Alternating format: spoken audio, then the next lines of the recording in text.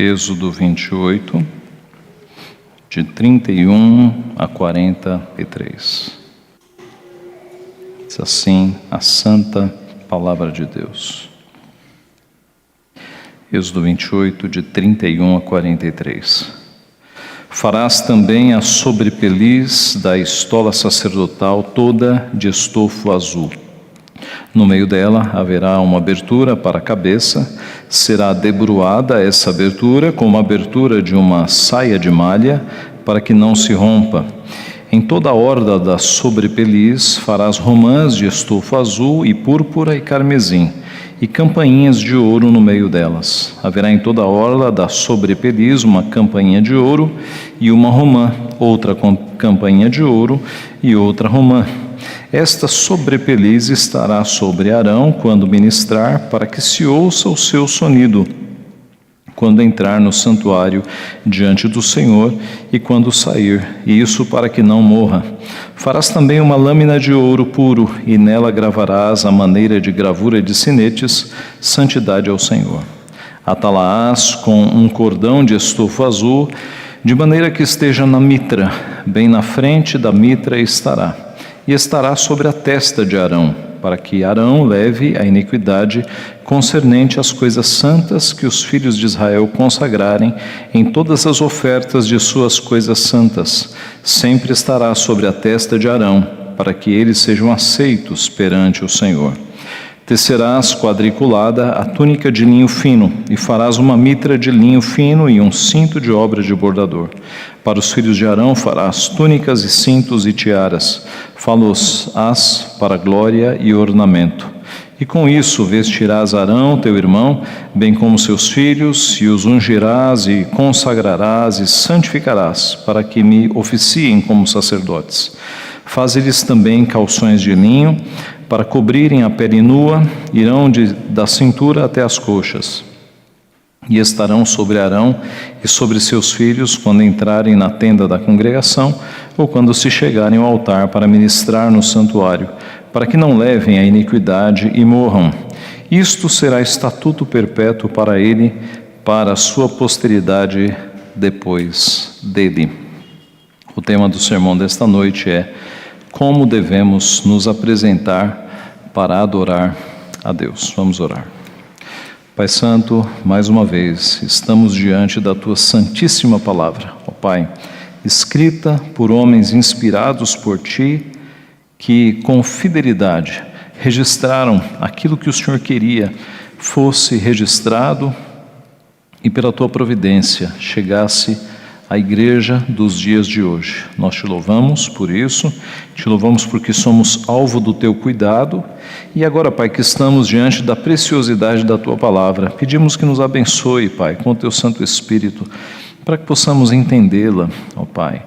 Age com Teu Santo Espírito naqueles corações que ainda não servem a Ti, para que sejam quebrantados, e age no coração daqueles que já servem ao Senhor, para que sejam edificados, fortalecidos, Pai. O Senhor conhece todos que estão aqui, cada coração, e o Senhor sabe exatamente o que cada um de nós precisa ouvir. Fala, portanto, conosco. É o que nós pedimos humildemente, e em nome de Jesus. Amém. O que aconteceria se um sacerdote se apresentasse diante do Santíssimo Deus com as vestes sacerdotais todas sujas, imundas mesmo? O que aconteceria? O que aconteceria se você se apresentasse para adorar a Deus todo sujo, todo manchado pelo pecado, com manchas de pensamentos impuros, com manchas de palavras pecaminosas, com manchas de problemas no casamento, com manchas de omissão na sua vida pessoal, com manchas de imoralidade no teu viver, com manchas de ira, de raiva, de ódio, com manchas de incredulidade, maledicência, frustração, ansiedade, com manchas de pecados e coisas erradas que você fez durante a semana. o que aconteceria se você se apresentasse diante de Deus, do Deus Santíssimo, com tais manchas para adorá-lo? Será que o Deus Santíssimo te aceitaria na sua santíssima presença? No texto de hoje, que trata de parte das vestes do sumo sacerdote e também de todos os sacerdotes daquela época, nós podemos aprender como nós devemos nos apresentar para adorar ao Senhor. Em primeiro lugar, nós devemos nos apresentar para adorar a Deus seguindo as instruções. Seguindo as instruções. Esta é a primeira divisão nossa. Devemos nos apresentar para adorar a Deus seguindo as instruções. Em matéria de culto, Deus nunca disse: surpreenda-me, façam o culto que vocês quiserem, que eu vou aceitar. Nunca Ele fez isso. Em matéria de culto, Deus sempre detalhou, com detalhes, com especificações e ajustes pequenos, como ele deveria ser adorado. O texto que nós estamos lendo fala sobre isso. É Deus dizendo como será a roupa daqueles que vão oficiar, que vão trabalhar, que vão oferecer os sacrifícios do povo na sua presença. E é tudo meticuloso e detalhado. Eu repito, em matéria de culto, Deus nunca disse: surpreendam-me, usem a criatividade. Nunca. Deus sempre disse exatamente como deveria ser adorado. E por que Ele fez isso? Porque depois da queda, o homem perdeu todo o senso de adoração. Depois da queda, ele perdeu a sua santidade, não é? O homem era santo, mas com a queda ele se tornou pecador. E por causa deste pecado, ele não consegue mais adorar a Deus santamente, de modo santo. Agora a adoração do ser humano é corrompida, é manchada pelo pecado, é inclinada à idolatria, é inclinada a fazer imagens, porque não é mais uma adoração de fé, é uma adoração inclinada a satisfazer os próprios desejos, é uma adoração que é inclinada a fazer um culto para agradar a si próprio e não um culto que agrada a Deus. Por isso o culto é tão detalhado, por isso Deus não confia na nossa criatividade para o adorarmos, porque a nossa criatividade foi afetada pelo pecado. Até as roupas daqueles que oficiavam, Deus disse, devem ser assim. Veja então como era a roupa do sumo sacerdote.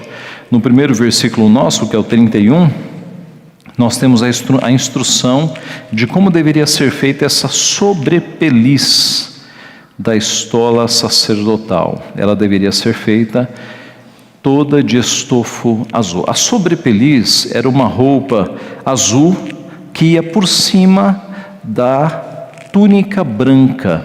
Então, de dentro para fora, o sumo sacerdote usava calções de linho, depois uma túnica branca, depois essa sobrepeliz, que era uma roupa azul que ia por cima da branca, e por cima de todas essas vestes, o que eles chamavam de éfode, que era uma espécie de avental de cor púrpura. Na sua cabeça, uma espécie de turbante chamado mitra, que era branco de linho também, como nós vamos ver daqui a pouco. O verso 32 diz que esta sobrepeliz, ela tinha uma abertura para a cabeça. Veja o verso 32, no meio dela haverá uma abertura para a cabeça, será debruada essa abertura, como a abertura de uma saia de malha, para que não se rompa. Então era uma peça única de roupa, com uma abertura na cabeça. Debruada significa reforçada, é como se houvesse dobras aqui na gola, para que ela não se rasgasse. Essa é a ideia do texto. O verso 33, em toda a orla da sobrepeliz farás romãs de estofo azul e púrpura e carmesim e campainhas de ouro no meio delas. Então lá embaixo, na barra desta sobrepeliz, você tinha pequenas romãs feitas de tecido artesanalmente, e estas pequenas romãs feitas de tecido eram de cor azul, púrpura e carmesim, que era a mesma cor do véu que protegia o Santo dos Santos. O véu que protegia, que separava o Santo dos Santos, que era aquele cômodo mais inacessível do tabernáculo e do templo, ele era separado do lugar santo por um véu grosso de uns 8 centímetros, e este véu era exatamente destas cores. Ele era azul, ele era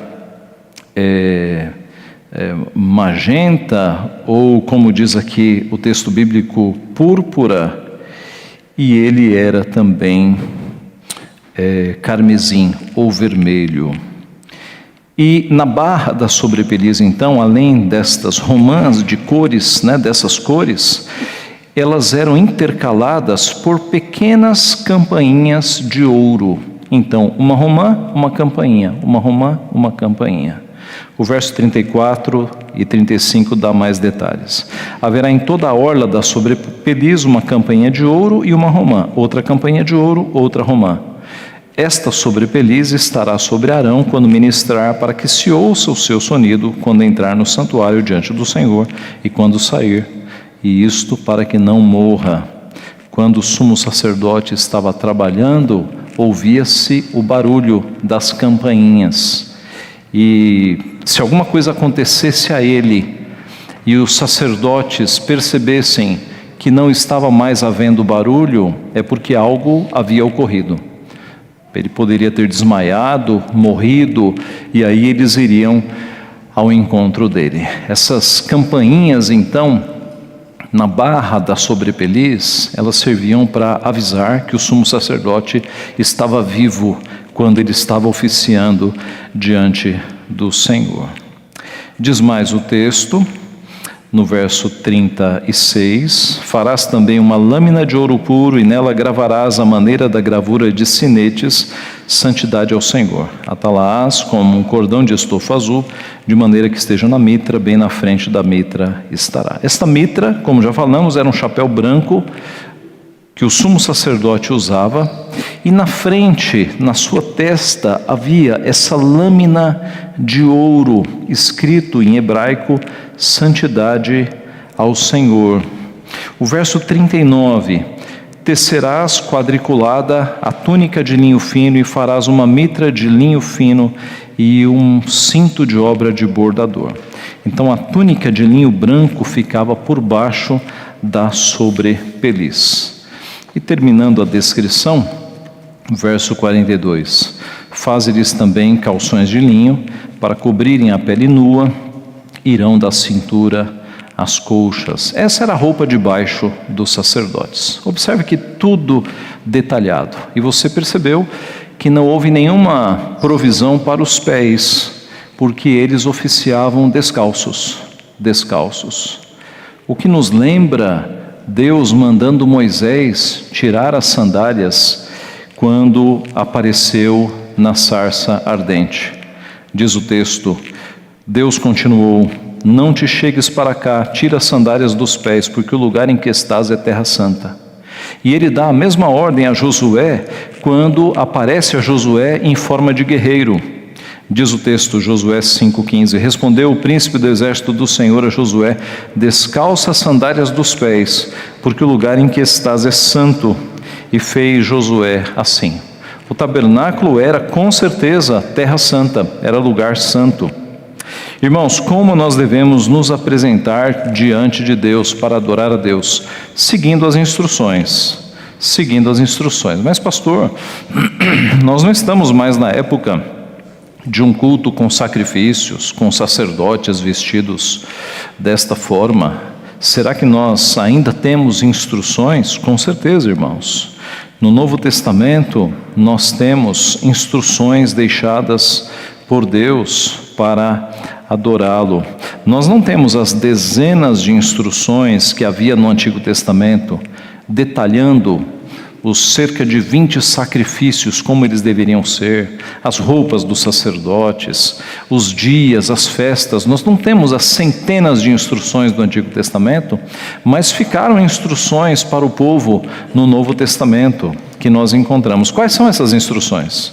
Primeira, de que a nossa adoração, ela deve ter base bíblica. Ela deve ser feita com base na palavra de Deus. Nós não podemos simplesmente inventar um jeito de adorar a Deus. Você já deve ter percebido como existem cultos diferentes no chamado meio evangélico. Cada denominação faz um culto diferente, cada igreja faz um culto diferente. Por quê? Porque não estão atentos à forma como a Bíblia manda fazer o culto. Simplesmente inventam coisas, e usam de uma criatividade achando que estão agradando a Deus, mas não estão, porque Deus é muito rígido quando o assunto é culto. Então o primeiro princípio que nós temos no Novo Testamento é: a adoração ela é baseada na palavra e só na palavra. Nós temos uma série de textos, mas eu serei breve aqui. Por exemplo, Paulo falando aos Coríntios, capítulo 11, porque eu recebi do Senhor o que também vos entreguei. Observe que Paulo, ele percebe que ele não tem autorização para aumentar ou para diminuir. O que eu recebi do Senhor eu vos entreguei. E ele diz isso em 1 Coríntios 11 e em 1 Coríntios 15. Antes de tudo, vos entreguei o que também recebi. Então, em matéria de culto, nós devemos fazer exatamente aquilo que nós recebemos da palavra. Este é o primeiro princípio.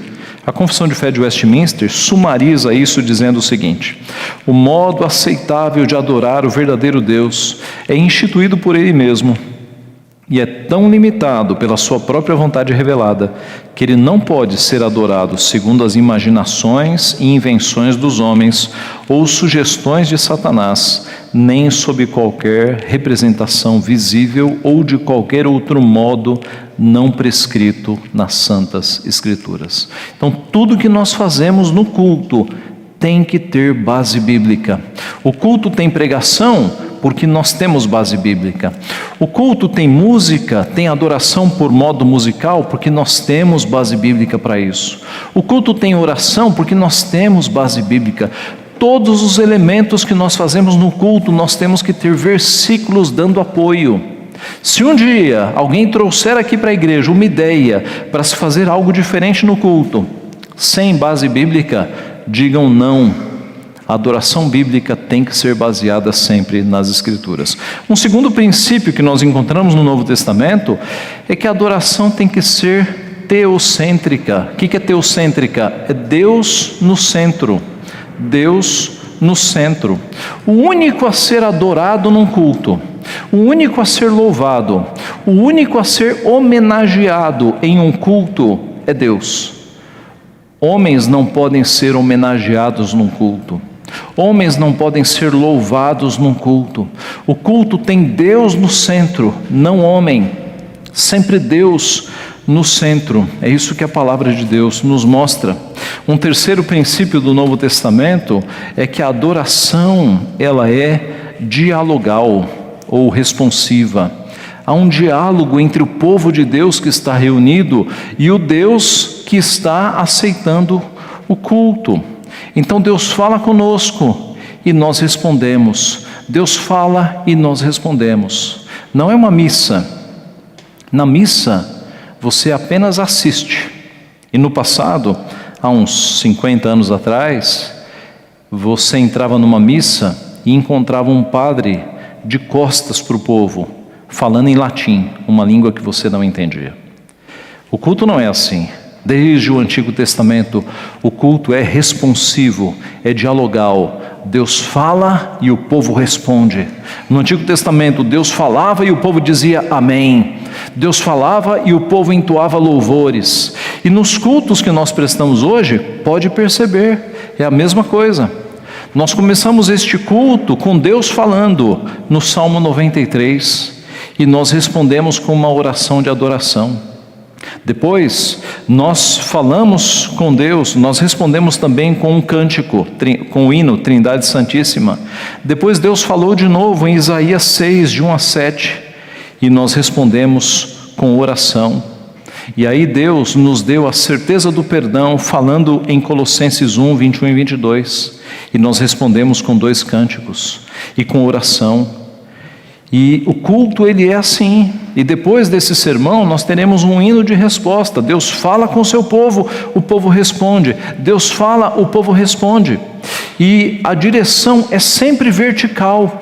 É Deus falando, o povo respondendo. Deus falando, o povo respondendo. De modo que não cabe horizontalidades. Não cabe vire para o teu irmão e fale que o ama e dê um abraço nele. Levante-se do seu lugar e vá cumprimentar o seu vizinho. Essas coisas não cabem no culto, porque elas são horizontais. No culto tudo é vertical. Nós não damos avisos nos cultos, nós não fazemos homenagens nos cultos, nós não fazemos nada no culto que não seja para adorar a Deus, para falar a Deus. E tudo no culto que tem a ver com a palavra é Deus falando com o seu povo. Então o culto é responsivo, é dialogal. Em quarto lugar, um outro princípio muito claro no Novo Testamento: a adoração é simples. A adoração é simples.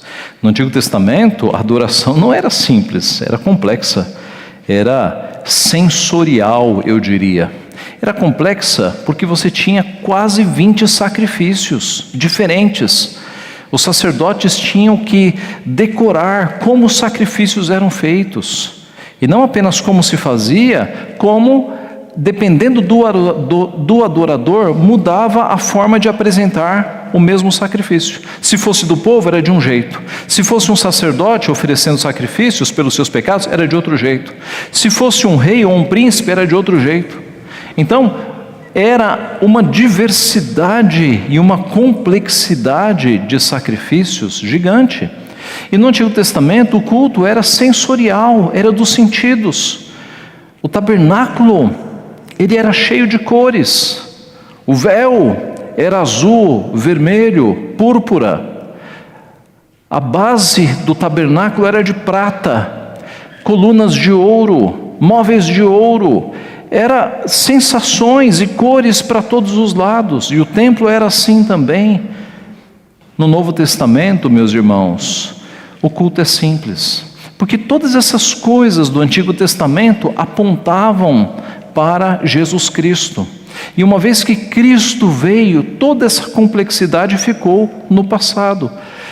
E agora o culto é simples. E Jesus teve essa conversa com a mulher samaritana em João capítulo 4.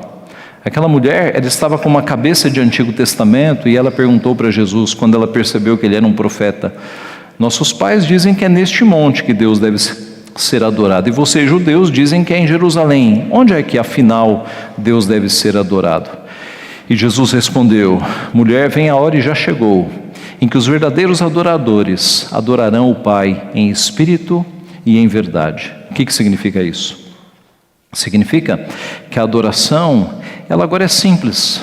É uma adoração em espírito, com a motivação correta, com o coração desejoso de estar com Deus, e em verdade, seguindo as instruções, seguindo o que está prescrito na palavra.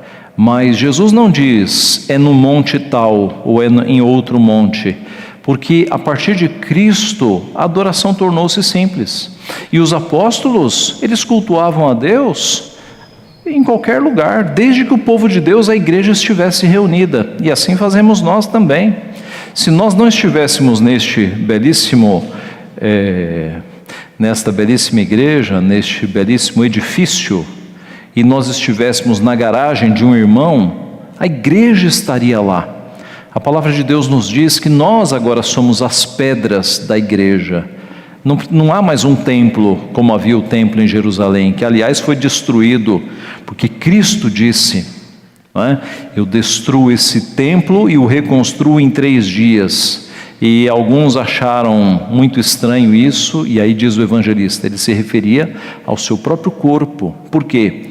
Porque a presença de Deus, que no passado era manifesta numa construção, num tabernáculo e num templo, agora, depois de Cristo, é manifesta em Cristo. Ele é Deus conosco, Ele é Emanuel, e Ele está entre nós.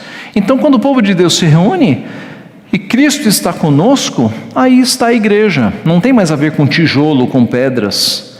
Então, a nossa adoração agora é simples, meus irmãos. Se acabasse a energia agora aqui, o culto continuaria, porque a adoração é simples. Não precisa de aparatos tecnológicos, não precisa de coisas que o tornem complexo. O culto é simples. Um quinto elemento: a adoração é reverente. É a consideração de que é Deus que está sendo adorado, não é um amigo, não é um colega, não é alguém do mesmo nível nosso, é Deus. É a consideração de um Deus que é transcendente, um Deus que é maior que a sua criação, que não se mistura, não se confunde com a criação. É um Deus gigantesco. Sexto princípio é uma adoração espiritual, em espírito e em verdade. E como disse Paulo aos Romanos, o culto nosso é um culto racional. Na carta aos Romanos, capítulo 12, ele diz no versículo 1: rogo-vos, pois, pelas misericórdias de Deus, que apresenteis o vosso culto como sacrifício vivo, santo e agradável a Deus, que é o vosso culto racional. Note, meus irmãos, há algumas igrejas em que as pessoas dançam tanto, pulam tanto, que elas saem molhadas de suor da igreja, como se tivessem saído de uma sessão de aeróbica. Igreja não foi feita para isso.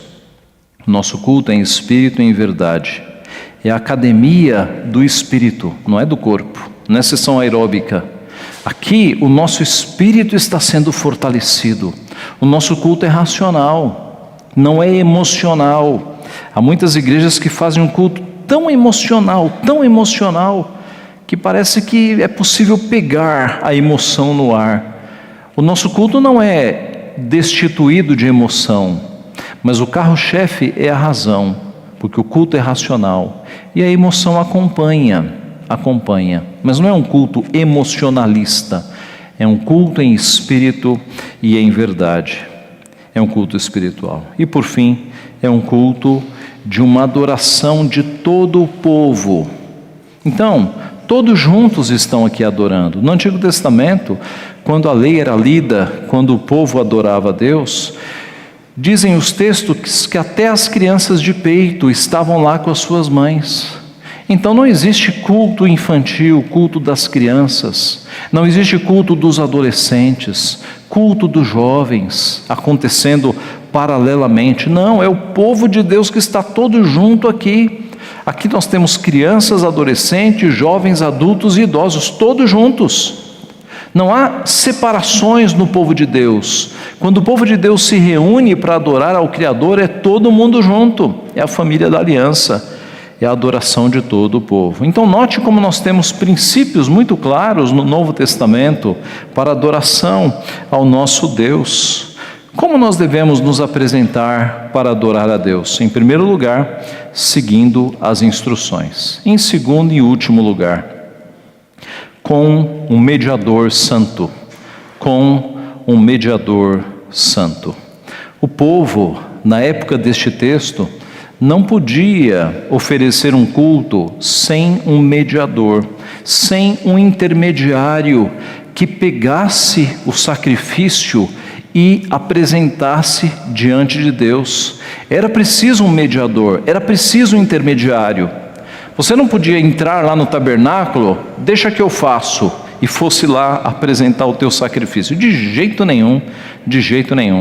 Era necessário que houvesse um sacerdote para, em nome de Deus, receber o teu sacrifício e intermediar, e apresentar diante de Deus. Mas pastor, o sacerdote não era santo, o mediador daquela época não era um homem santo, era um pecador.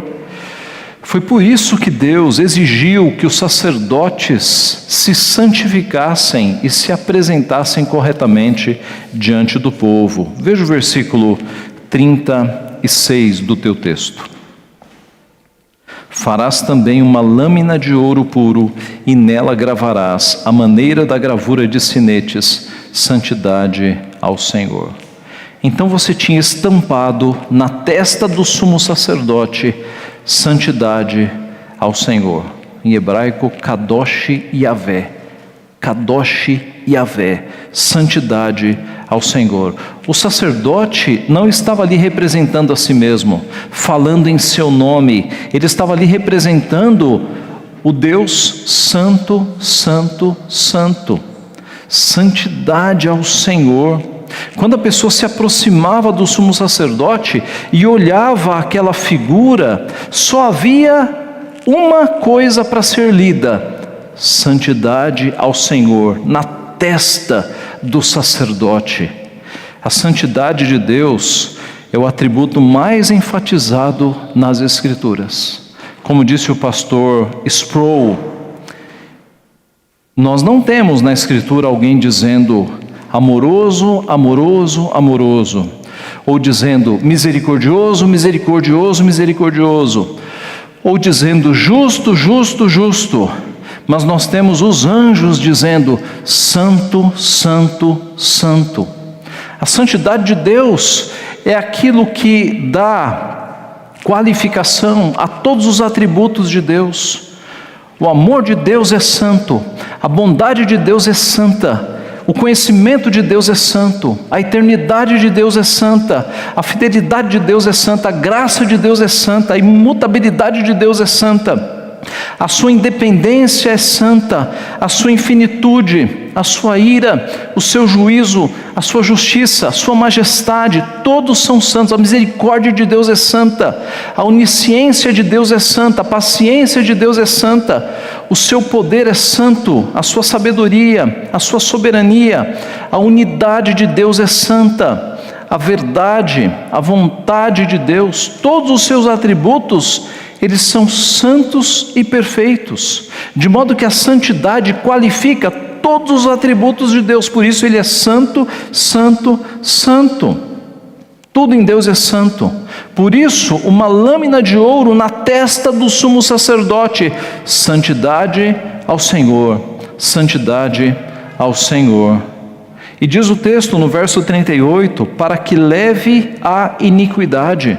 Os sacerdotes estavam ali como mediadores entre Deus e homens, e eles sacrificavam os animais, os homens traziam os animais, e os sacerdotes os sacrificavam os animais, para que pelo sangue as iniquidades daqueles homens que estavam oferecendo fossem expiadas, purificadas pelo sangue. E era só assim que eles poderiam ser aceitos na presença de Deus. O verso 41 ainda dá essa ênfase de santificação, de consagração. E com isto vestirás Arão, teu irmão, bem como seus filhos, e os ungirás e os consagrarás e santificarás, para que me oficiem como sacerdotes. Observe a ênfase do texto na santificação. Aqueles homens deveriam buscar santificação.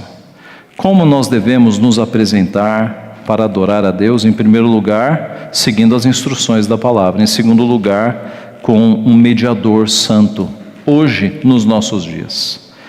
Mas pastor, como assim? Nós ainda precisamos de um mediador santo? Com certeza. Na nova aliança, Cristo faz este papel. Na nova aliança, Cristo é este mediador santo.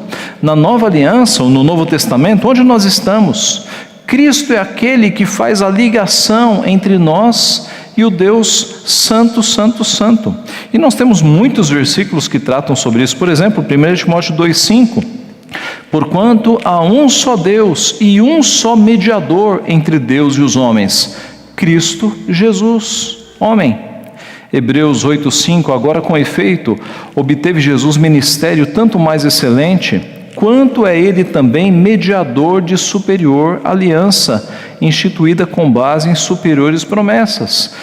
O autor de Hebreus, ele mostra em vários versículos que Cristo é um mediador superior àqueles homens do Antigo Testamento. Por quê? Porque aqueles homens eram pecadores. E o sangue de bois e de ovelhas não purifica pecados. Por isso que o povo não parava de oferecer sacrifícios. Mas Cristo é ao mesmo tempo sacerdote e sacrifício. E ele se ofereceu, e ele como sacerdote ofereceu um único sacrifício, e assentou-se.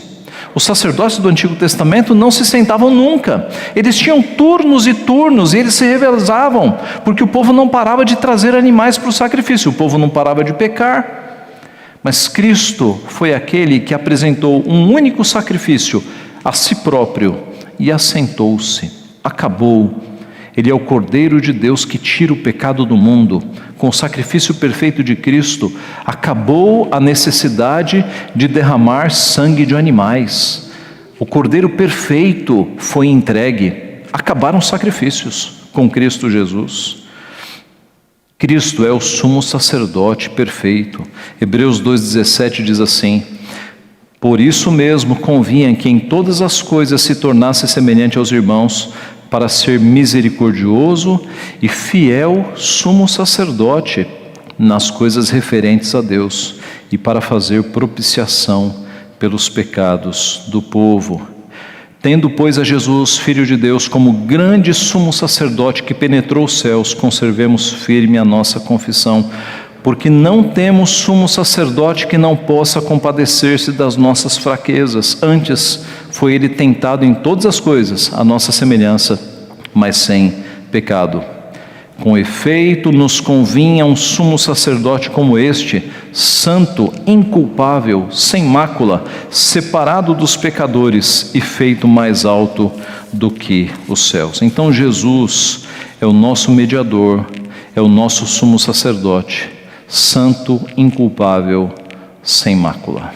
Concluindo, o que aconteceria se um sacerdote se apresentasse diante do Santíssimo Deus com as vestes sacerdotais todas sujas, todas imundas? O que aconteceria?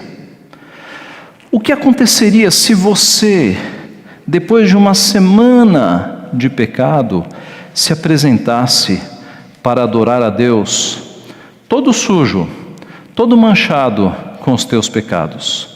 Abra a tua Bíblia em Zacarias capítulo 3. Zacarias capítulo 3.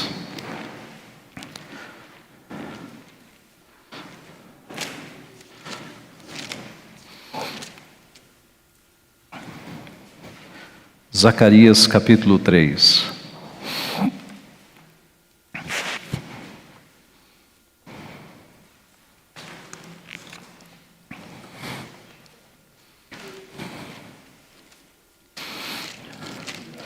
Zacarias está no finalzinho do Antigo Testamento, antes de Malaquias.